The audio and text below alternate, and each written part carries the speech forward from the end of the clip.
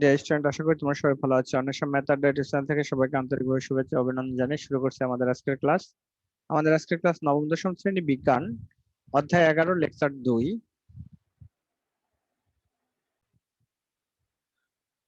তো দেখো, আমি তোমাদের সামনে পিডিএফ এর কপিটা আমি স্ক্রিন শেয়ার করে দিচ্ছি।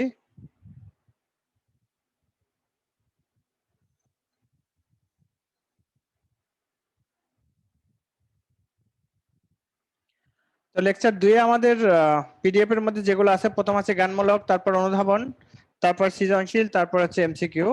তা আমি জ্ঞানমূলক আর অনুধাবন প্রশ্নগুলো একবার পড়ে তারপরে বুঝাই দিব। জিন কাকে বলে? প্রথম প্রশ্নটা হচ্ছে জিন কাকে বলে। জীবের বংশগতির একককে জিন বলে। জিন থেরাপি কি?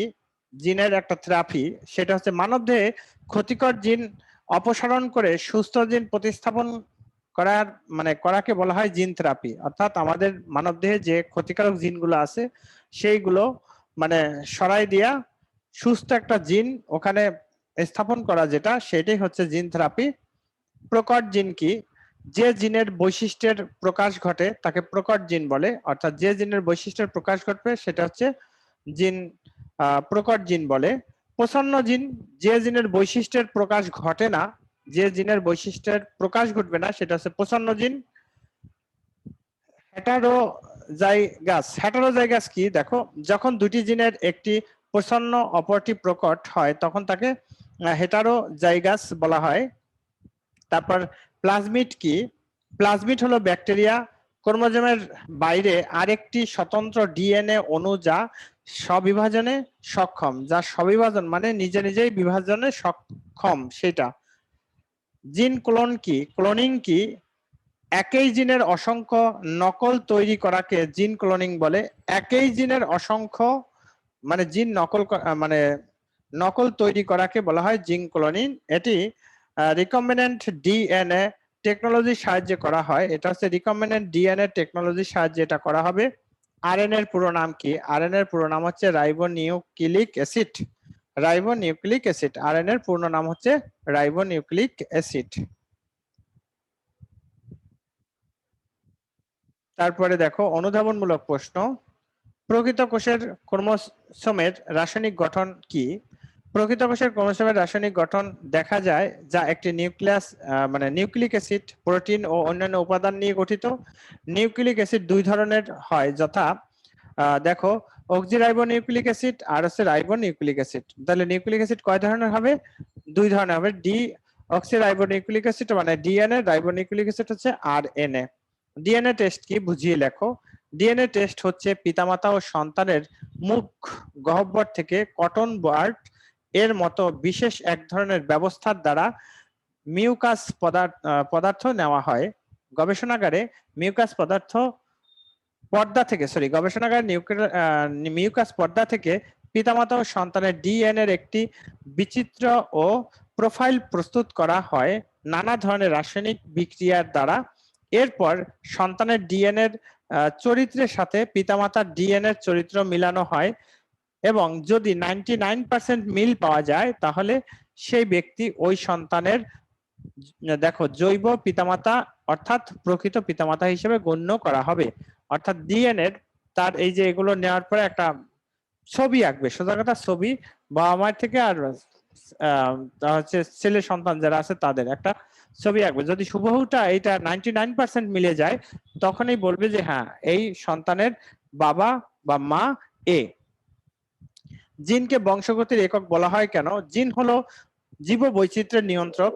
এককোষী অতি ক্ষুদ্র জীব থেকে শুরু করে বিশাল আকার বহুকোষী জীব পর্যন্ত সবারই দেখো আকৃতির প্রকৃতি নির্ধারিত হয় জিনের সংকেতের দ্বারা। তাছাড়া বংশ বৃদ্ধির প্রয়োজনে প্রতিটি জীব তার অনুরূপ জীবের জন্ম দেয় জিনের দ্বারা। জিন হলো বংশ পরম্পরায় বংশগত বৈশিষ্ট্যের নির্ধারক। এ কারণেই জিনকে বংশগতির একক বলা হয়। এ কারণে কি বলা হবে? জিনকে বংশগতির একক বলা হবে। কয় রকমের আরএনএ জীব কোষে থাকে নাম সহ লেখো। কয় রকমের আরএনএ থাকবে? বার্তাবাহক আরএনএ, এমআরএনএ, একটা হচ্ছে বার্তাবাহক আরএনএ থাকবে, আরেকটা হচ্ছে রাইবোজোমাল আরএনএ থাকবে, আরেকটা হচ্ছে ট্রান্সফার আরএনএ। অর্থাৎ বার্তাবাহক আরএনএ কে বলা হয় mRNA, আর রাইবোজোমাল আরএনএ কে বলা হয় rRNA, তারপর ট্রান্সফার আরএনএ কে বলা হয় tRNA। তারপর হলো 5 নম্বর প্রশ্ন, দেখো ডিএনএ নামটি কেন দেওয়া হয়েছে এবং সিঁড়ির মতো ধাপগুলো কিভাবে গঠিত হয়েছে। ডিএনএ ধাপগুলো কিন্তু সিঁড়ির মতো থাকে, ধাপগুলো কেন গঠিত হয়েছে বা কিভাবে গঠিত হয়েছে। ডিএনএ অণুর অপরিহার্য উপাদান 5 কার্বন বিশিষ্ট ডিঅক্সিরাইবোজ 5 কার্বন বিশিষ্ট, অর্থাৎ আমরা যে কার্বন শিকল, যেমন ধরো মিথেন, তারপর হচ্ছে ইথেন C2H6, এইভাবে যখন আমরা এইভাবে কার্বন কার্বন কার্বন কয়টা দিলাম, 4টা, এই 5টা।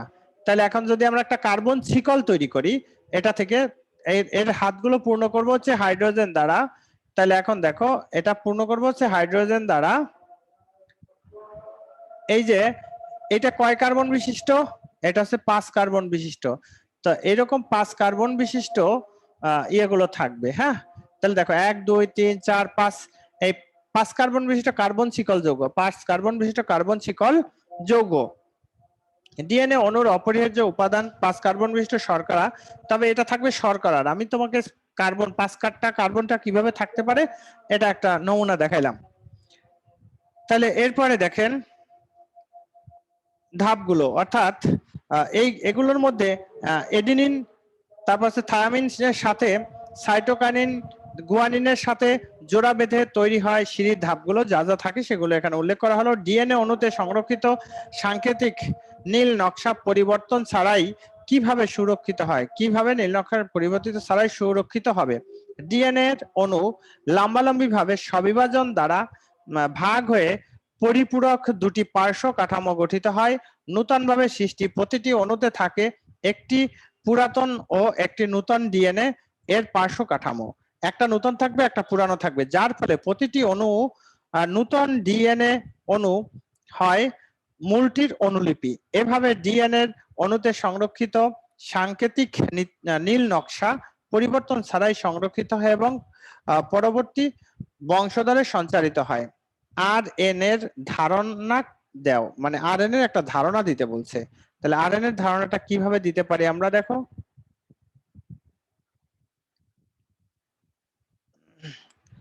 আরএনএ হলো রাইবোনিউক্লিক অ্যাসিড, এটি 5 কার্বন যুক্ত রাইবোজ শর্করা। এটা হচ্ছে আরএনএ হচ্ছে কি 5 কার্বন যুক্ত রাইবোজ শর্করা ও ফসফেট নির্মিত একটি মাত্র পার্শ্ব কাঠামো দ্বারা গঠিত পলিনিউক্লিওটাইড, যার 4 ধরনের নাইট্রোজেন ক্ষারক ডিএনএ এর মতোই, কিন্তু আরএনএ তে কি থাকবে, পাইরোডিনিক ক্ষারক, অর্থাৎ থায়ামিনের পরিবর্তে থাকে ইউরাসিল। থায়ামিনের পরিবর্তে থাকবে হচ্ছে ইউরাসিল। জিনের রাসায়নিক গঠন কি এবং কোথায়, মানে কোথায় থাকবে। জিনের রাসায়নিক গঠন ডিএনএ ডিঅক্সিরাইবোনিউক্লিক অ্যাসিড অণু ডিএনএ অণুর 5 কার্বন বিশিষ্ট শর্করা, ফসফেট ও 4 ধরনের নাইট্রোজেন ক্ষারক এডিনিন, গুয়ানিন, সাইটোসিন, থায়ামিন দিয়ে গঠিত। ডিএনএ ক্রোমোজোমে, ডিএনএ কোথায় থাকবে, ক্রোমোজোমে থাকবে। ডিএনএ থাকবে হচ্ছে ক্রোমোজোমের মধ্যে।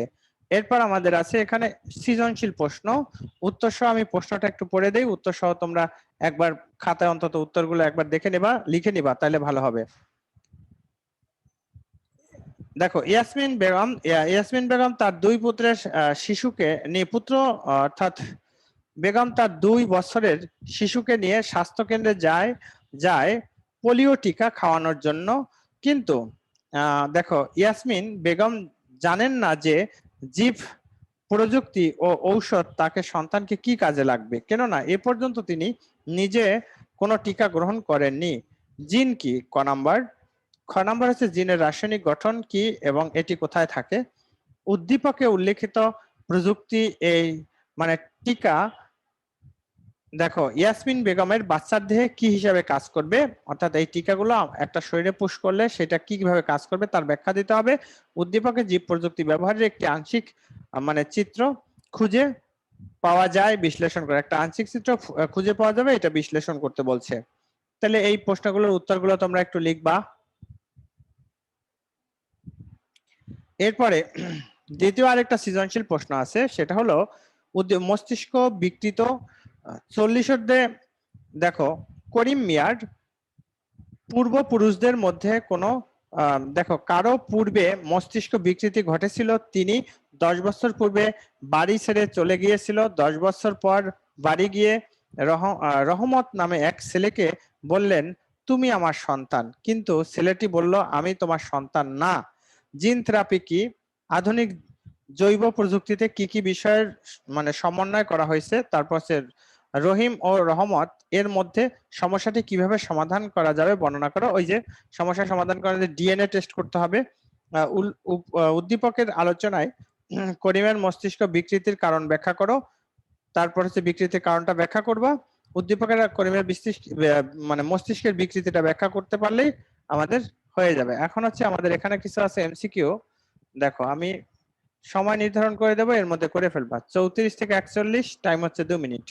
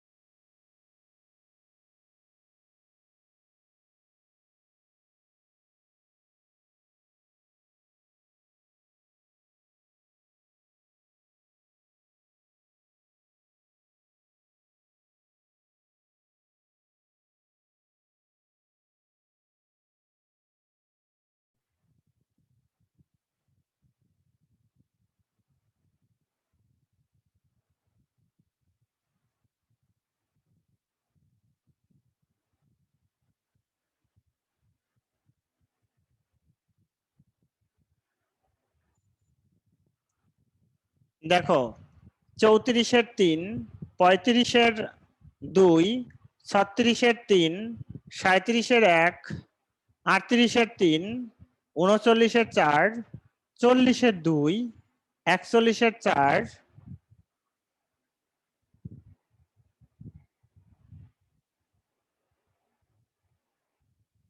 42 থেকে 53, 3 মিনিট টাইম।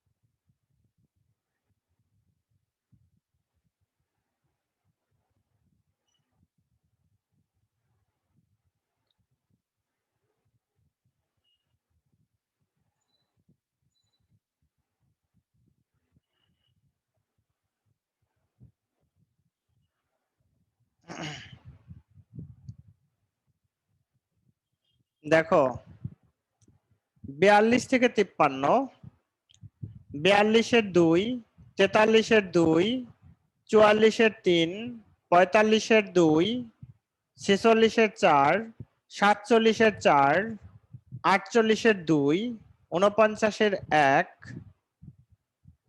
1, 50-এর 2, 51-র 4, 52-র 3, 53-র 1।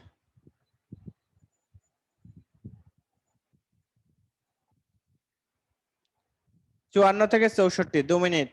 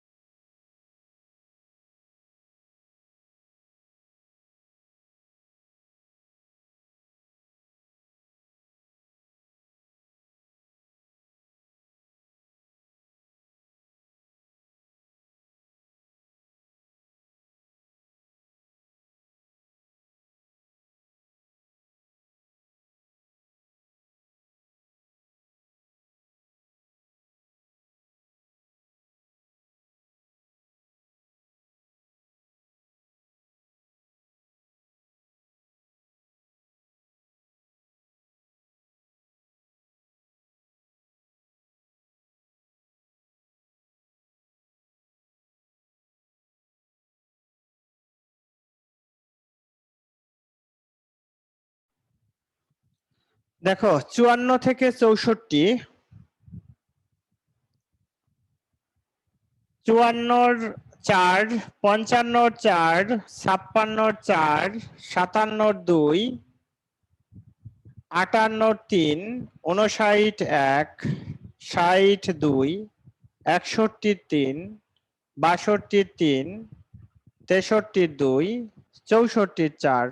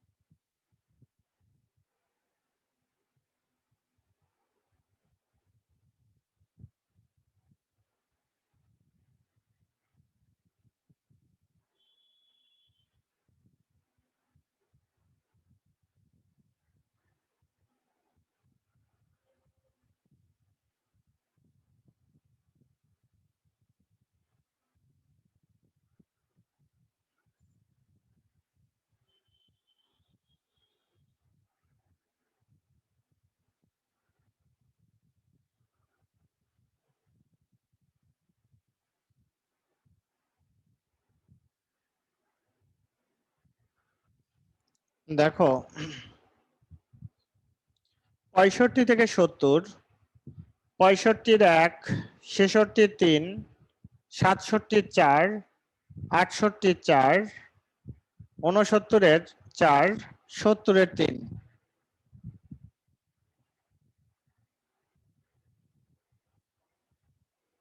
71 থেকে 73।